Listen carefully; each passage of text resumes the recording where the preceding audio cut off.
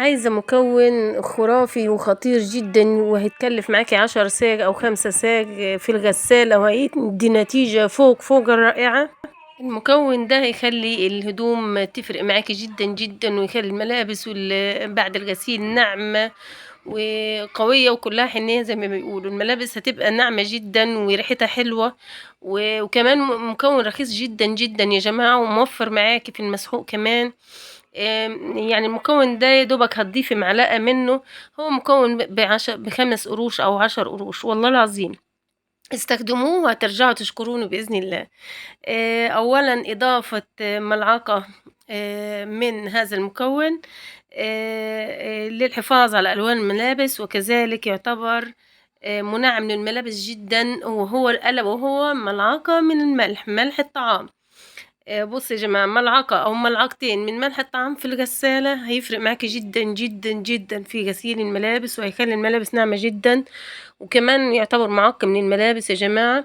للناس اللي عندها حساسية من اللي هي المنعمات أو الحاجات اللي بيحطوها كومفورتبل للهدوم، استخدمي بقى فقط ملعقة من ملح الطعام أو ملعقتين من ملح الطعام على الملابس.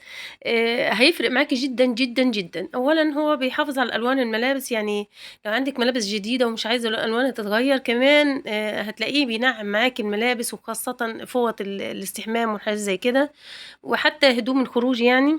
يحتفظ بالالوان الجديده بتاعه الملابس، كمان بيحافظ على الوانها جدا جدا. طيب أنا لو عايزة أتخلّص من ريحة العرق الموجود بالملابس وقتل البكتيريا، إيه اللي ممكن أستخدمه تاني؟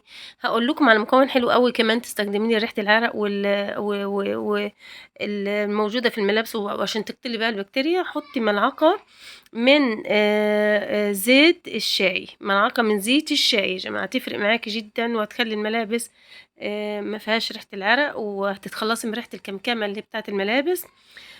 تحطيها أيضًا في حوض المسحوق مع الأريال.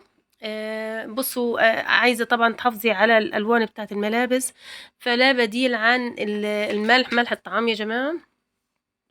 أما أولًا لو حطيتِ كمان خل مع الملح ده بيبقى كمان حلو أوي، أوي. خل الطعام مع ملح الطعام، أو مع نُص ملعقة من ملح الليمون.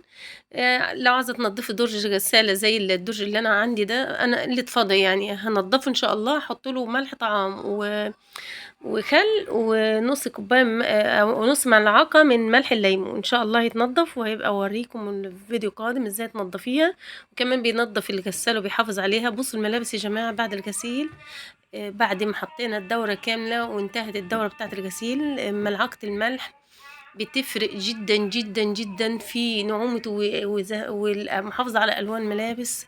والله يعني حاجة يعني فوق الخرافة، أنا ما كنتش متصورة إن النتيجة هتطلع حلوة كده. جربوها إن شاء الله هتدعوا لي.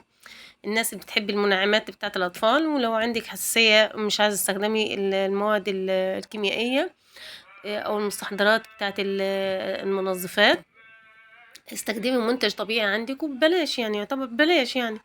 حطي بس، ممكن تقلبي كيس أو كيس ونص، بصوا الملابس أو الفوط بعد الغسيل ناعمة وجميلة ازاي. أتمنى لو الفيديو عجبكم ما تنسوش تعملوا الاشتراك واللايك، عشان نقدم لكم كل ما هو جديد ومفيد. وإن شاء الله. بصوا الملابس، أنا حبيت أجيب لكم المنظر الطبيعي بس عشان تشوفوها بعد النشر.